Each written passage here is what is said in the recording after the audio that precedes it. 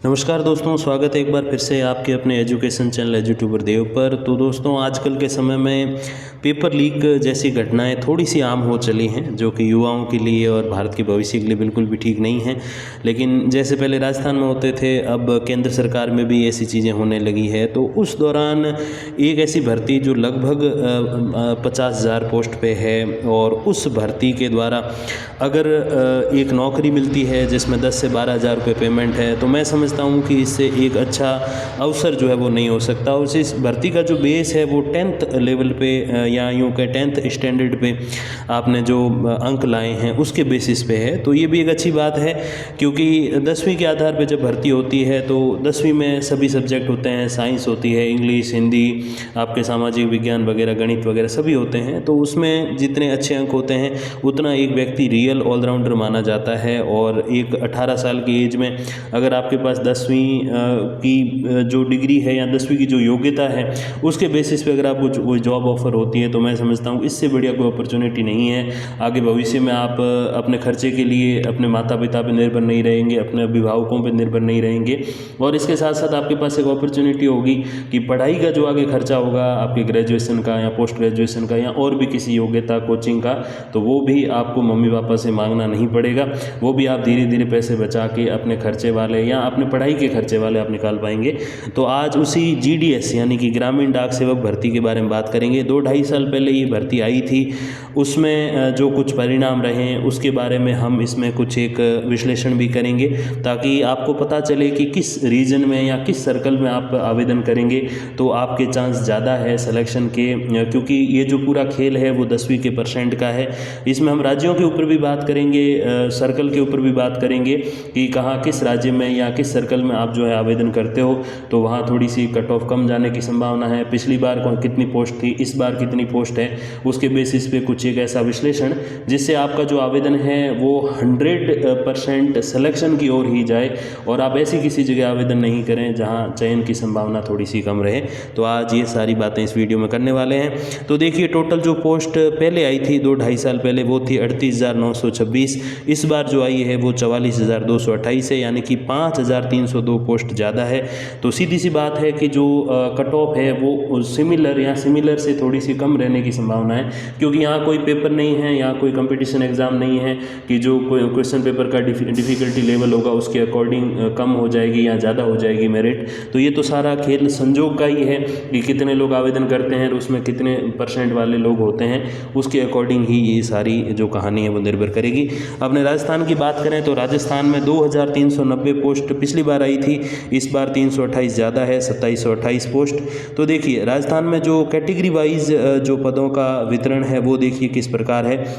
पिछली बार जब भर्ती आई थी तो 1127 पोस्ट थी अनरिजर्व की, जिसे हम जनरल कहते हैं। इस बार जो है 1250 पोस्ट हैं, तो 123 पोस्ट ज़्यादा हैं।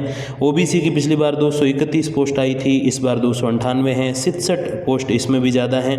पिछली बार EWS की 289 पोस्ट जो है वो आई थी, इस बार 308 है, तो EWS के लिए भी 19 और अवसर बन गए हैं। SC की बात करें तो पिछली बार 371 पोस्ट थी, इस बार 413 है, तो 42 पोस्ट बढ़ चुकी हैं।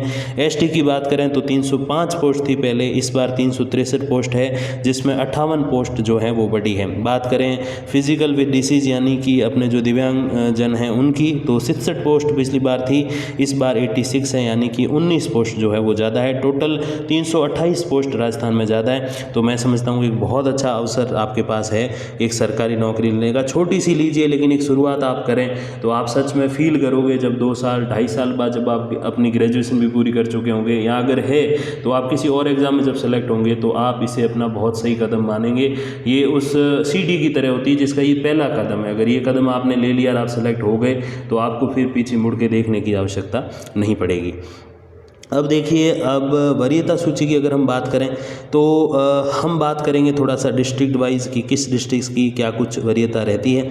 तो देखिए, सबसे पहले बात करें अजमेर की, तो अजमेर में पिछली बार अनरिजर्व की 95 रही थी और बाकी अधिकतर कैटेगरी की उससे नीचे रही थी। OBC की लगभग 95, EWS की 94, SC की 93 और ST की 88 रही थी।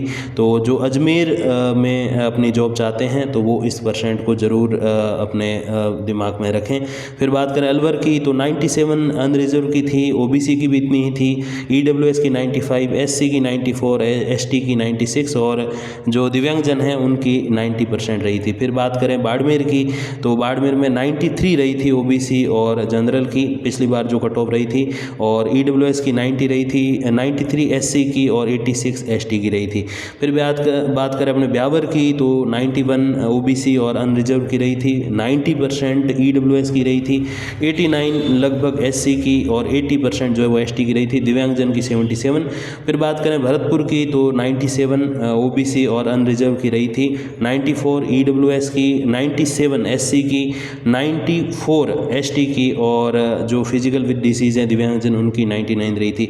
अब जैसे नॉर्मल भर्ती की अगर आप बात करोगे तो उसमें अमूमन क्या होता है कि जनरल कैटेगरी से बाकी जितनी कैटेगरी है, रिजर्व कैटेगरी चाहे ओबीसी है, एससी, एसटी, ईडब्ल्यूएस, एमबीसी वगैरह, उन सब की थोड़ी नीचे रहती है क्योंकि ज़्यादा ही जैसे परसेंट होते हैं तो वो एक जनरल कैटेगरी कोई रिजर्व कैटेगरी नहीं है उसमें अभ्यर्थी आ जाते हैं। लेकिन इसमें ऐसा नहीं है क्योंकि हर एक ग्रामीण इलाके की अलग अलग पोस्ट है और उसमें कई बार क्या होता है कि कई बार पोस्ट जनरल की होती है, कई बार ओबीसी, एससी, एसटी की होती है और कई बार जो अन्य कैटेगरी जैसे दिव्यांगजन की होती है तो दिव्यांगजन की कई बार 99 वाला सेलेक्ट हो जाता है और जनरल में जो दूसरी जगह है, क्योंकि एक भरतपुर या ब्यावर की अगर हम बात करें तो उसमें अलग अलग गांव हैं, तो एक गांव में जनरल में कोई और था नहीं, 94 वाला सेलेक्ट हो गया और उसी के 2 गांव छोड़ के एक ऐसा भी गांव जहां जीडीएस में 99 वाला दिव्यांगजन सेलेक्ट हुआ। तो इसीलिए इन कैटेगरीज का आपस में कोई लेना देना नहीं है क्योंकि ये मैं सबसे निम्नतम और जो 7th वेटिंग जो आई थी वो वाली आपको बता रहा हूँ, तो इससे नीचे वाले किसी का सिलेक्शन नहीं हुआ था। तो ये आप ध्यान दीजिएगा, 7 वेटिंग लिस्ट आई थी और आप जब आवेदन करो तो ये मत सोचना कि आपको जल्द ही जो है वो सरकारी नौकरी का अवसर नहीं मिला तो फिर आप बाहर हो जाओगे, ऐसा कुछ भी नहीं है। आवेदन करने के बहुत बाद भी आपका मौका हो सकता है क्योंकि 7 वेटिंग लिस्ट पिछली बार आई थी और लगभग इतनी ही इस बार आने की संभावना है। तो पद पूरे भरे जाएंगे, थोड़ा लेट भले ही कॉल आए लेकिन आ सकता है, तो ये बात आप ध्यान जरूर रखिएगा। फिर बात करें हम अगले ज़िलों की तो भीलवाड़ा में अनरिजर्व की 95, ओबीसी की 95, ईडब्ल्यूएस की 94, 91 रही थी एससी की और एसटी की 90 रही थी, 67 जो है वो दिव्यांगजनों की रही थी। बीकानेर की बात करें तो अनरिजर्व में 93, ओबीसी में भी इतनी रही थी, ईडब्ल्यूएस में 91 एससी की और 87 लगभग एसटी की रही थी, 85 जो है वो पीडब्ल्यूडी की रही थी। फिर बात करें अपने चित्तौड़गढ़ की तो 91 ओबीसी और अनरिजर्व की रही थी, 91 ईडब्ल्यूएस की, 90 एससी की, 87 एसटी की और दिव्यांगजन की लगभग 69 रही थी। फिर बात करें चूरू की तो 95 अनरिजर्व और ओबीसी की हमेशा सिमिलर ही रहती है, वो रही थी, और फिर ईडब्ल्यूएस की 93, 92 एससी की, 87 एसटी की और 90 जो है वो आपके दिव्यांगजन की रही थी। धौलपुर की बात करें तो 97 जो है अनरिजर्व और ओबीसी की रही, 93 रही ईडब्ल्यूएस की, 95 रही एससी की और 97 रही एसटी की और फिर दिव्यांगजन की रही थी 82। तो इस प्रकार इन जिलों का विवरण। अब आगे वाले जिलों की अगर हम बात करें तो डूंगरपुर की 91 और ओबीसी में अनरिजर्व में दोनों में 91 ईडब्ल्यूएस के लिए रही थी, 88 एससी की, 92 एसटी की और दिव्यांगजन की 68 रही थी। फिर बात करें जयपुर शहर की तो देखिए जयपुर शहर और जयपुर मोफुसिल का मतलब ये है कि जयपुर ग्रामीण जो रूरल एरिया जैसे हम कहते हैं उसे मोफुसिल कहते हैं डाक विभाग की भाषा में। तो 96 और 95 अनरिजर्व की रही थी जयपुर में, 96 95 ओबीसी में रही थी, ईडब्ल्यूएस में रही थी 95 और 92, एससी में रही थी 95 और 90, एसटी में रही थी 96 और 94 और दिव्यांगजन की रही थी 81 और 83। फिर बात करें जैसलमेर की तो जैसलमेर में 92 रही थी ओबीसी, अनरिजर्व की 92 ही ईडब्ल्यूएस की रही थी, एससी की 91, 86 रही थी एसटी की और दिव्यांगजन का उसमें पद मेरे हिसाब से नहीं था। झुंझुनू की बात करें तो झुंझुनू में 97 रही अनरिजर्व की, 97 ही रही ओबीसी की, 95 रही ईडब्ल्यूएस और एससी की और 90% रही एसटी की। फिर बात करें कुछ और ज़िलों की तो देखिए जोधपुर की बात की जाए तो 95 रही ओबीसी और जनरल कैटेगरी की, ईडब्ल्यूएस की 93, एससी की 93, एसटी की 86 और दिव्यांगजन की 86 रही थी। फिर बात करें कोटा की तो कोटा में अनरिजर्व की 95 रही, ओबीसी की भी सिमिलर रही, अधिकतर जगह सिमिलर आप देखोगे, ईडब्ल्यूएस की 93, एससी की भी 93 और एसटी की 95 रही थी, यूआर और ओबीसी के बराबर। और दिव्यांगजन की बात करें तो 85। फिर बात करें अपने नागौर की तो 95 रही अनरिजर्व ओबीसी की 91 रही, ईडब्ल्यूएस की, एससी की 94, एसटी की 84 समथिंग, और जो दिव्यांगजन हैं उनकी 93 रही थी। फिर बात करें पाली की, तो पाली में 91 रही थी अनरिजर्व की, 93 रही थी ओबीसी की, 91 ईडब्ल्यूएस, 92 एससी, 82 एसटी और 68% समथिंग दिव्यांगजन की। फिर बात करें अपने सवाई माधोपुर की, तो सवाई माधोपुर में 97 रही थी अनरिजर्व की, 96 रही थी ओबीसी की, 93 ईडब्ल्यूएस, 96 एससी और 96 एसटी रही थी। दिव्यांगजन की 86 उसमें कट ऑफ रही थी। अब कुछ अंतिम जिलों की भी अगर हम बात करें, अब आप इसमें पूरे 33 यहाँ भी जो वर्तमान में 50 है वो जिले आप नहीं देखोगे, क्योंकि यहाँ जो थोड़ा सर्कल का सिस्टम रहता है वो थोड़ा सा रीजन का अलग रहता है, तो इसीलिए कुछ जिलों की एक साथ है, कुछ एक ही जिले की दो है, जैसे जयपुर शहर और जयपुर ग्रामीण तो अब बने, लेकिन वहाँ डाक विभाग ने पहले ही बना दिए थे। जैसे शिक्षा विभाग में भी आप देखोगे तो पाली संभाग बाद में बना है, लेकिन शिक्षा विभाग ने उसे पहले ही संभाग मान लिया था। फिर बात करें सीकर की, तो अनरिजर्व में 99 रही, तो सीकर में वैसे ही एजुकेशन बहुत ज़्यादा है, स्कूल्स एंड कॉलेजेस बहुत ज़्यादा हैं, तो 99 रही। ओबीसी की बात करें 95, ईडब्ल्यूएस की 92, एससी की 92, एसटी की 89 और दिव्यांगजन की 77 रही। फिर बात करें सिरोही की, तो 92 अनरिजर्व की, ओबीसी 92 समथिंग, ईडब्ल्यूएस की 90, 91 एससी की, एसटी की 85 समथिंग और दिव्यांगजन की 57 रही थी। फिर बात करें गंगानगर की, तो 95 रही जनरल की और ओबीसी की 95, ईडब्ल्यूएस की भी रही 93, एससी एसटी की 88 और दिव्यांगजन की 87 रही थी। फिर बात करें टोंक की, तो 94 रही अनरिजर्व की और ओबीसी की भी 93, ईडब्ल्यूएस 92, एससी और एसटी की रही थी 93 और दिव्यांगजन की भी 93 रही थी। फिर बात करें उदयपुर की, झीलों की नगरी की बात करें तो 94 unreserved, 94 OBC, 93 EWS, 90 SC ST की 92 और दिव्यांगजन की 76 रही थी। अब हम कुछ एक ऐसे रीज़न की भी बात करेंगे जिसकी वजह से मुझे लगता है कि आपको आवेदन करना चाहिए। तो सबसे पहली बात तो ये है कि अगर आपके 60 to 70% है तो आपको आवेदन करना चाहिए। अब आप ये सोचोगे कि सर 80% से नीचे तो किसी की भी कैटेगरी की जो है वो कट ऑफ नहीं गई है, तो 60-70 पे आवेदन का क्या मतलब है। देखिए, अगर आप पुरुष अभ्यर्थी हैं तो आपको 70% के आसपास या उसके ऊपर है तो डेफिनेटली आवेदन करना चाहिए। सबसे पहला रीज़न ये है कि पिछली बार जब ये भर्ती निकली थी तो लेटेस्ट ही जो है वो कोरोना नामक बहुत बड़ी बीमारी थी वो गई थी, तो इस वजह से कई सारी जगह प्रमोट भी करे गए थे स्टूडेंट, उस वजह से थोड़े से परसेंट उनके तुलनात्मक रूप से अधिक ही बने थे। तो एक रीज़न तो ये था कि वो कट ऑफ सारी ज़्यादा गई। दूसरा रीज़न ये था कि 14% पद कम थे, तो जब पद कम होते हैं तो कट ऑफ ज़्यादा जाती है और पद अधिक होते हैं तो कट ऑफ ऑटोमेटिक नीचे आती है। तो मैं समझता हूँ कि ये 10%, हालांकि 1, 2 या 5% का डिफरेंस आएगा, ज़्यादा तो नहीं आ सकता, लेकिन फिर भी आप एक प्लस पॉइंट में रहते हुए आप आवेदन कीजिए। और वैसे भी 100 रुपये ही है, ऐसे कोई हज़ारों लाखों रुपए कोई फीस नहीं है इसकी कि आप सोचोगे कि ये अगर पैसे चले गए तो पता नहीं क्या होगा, सिलेक्शन नहीं हुआ तो क्या होगा। 100 रुपये ही लग रहे हैं और 100 रुपये पुरुष अभ्यर्थियों के लगेंगे।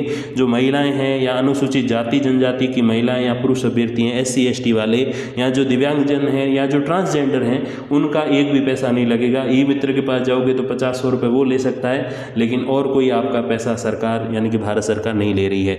तो पहला रीज़न ये है कि 14% पद ज़्यादा है। दूसरा रीज़न ये है कि कोरोना महामारी थी उस समय, तो थोड़े से परसेंट वहाँ ज़्यादा थे जो यहाँ नहीं होंगे। और 1 से अधिक प्रतीक्षा सूची जारी होती है, 7 वेटिंग लिस्ट आती है, तो शायद अच्छे परसेंट वाले अपने घर के आसपास ज्वाइन करें और अगली वाली पोस्ट आपको खाली मिल जाए। और पशु परिचर भर्ती भी अभी चल रही राजस्थान में, जिसका दिसंबर में अगर मैं गलत नहीं हूँ तो एग्ज़ाम है, तो उस एग्ज़ाम को भी देखते हुए अधिकतर अभ्यर्थी उसकी तैयारी करेंगे और उसमें ज्वाइनिंग भी लेंगे आने वाले टाइम में। तो आपकी जो ये पोस्ट है 10th लेवल की है, दोनों भर्तियाँ, ये भी और पशु परिचर भी, तो आपको खाली मिल सकती है। तो मैं समझता हूँ कि अगर आप महिला अभ्यर्थी हैं तो 60% प्लस पे आपको आवेदन करना चाहिए, बिल्कुल निःशुल्क है। और अगर आप पुरुष अभ्यर्थी हैं तो 70-75% से ऊपर अगर आपका स्कोर है तो आपको आवेदन कर देना चाहिए। अब इसके अलावा प्रश्न ये उठता है कि जो आउट ऑफ राजस्थान आवेदन करने की सोच रहे हैं तो वो कहाँ कहाँ करें और उसका क्या कुछ परसेंट का खेल रहा, तो वो हम समझ लेते हैं।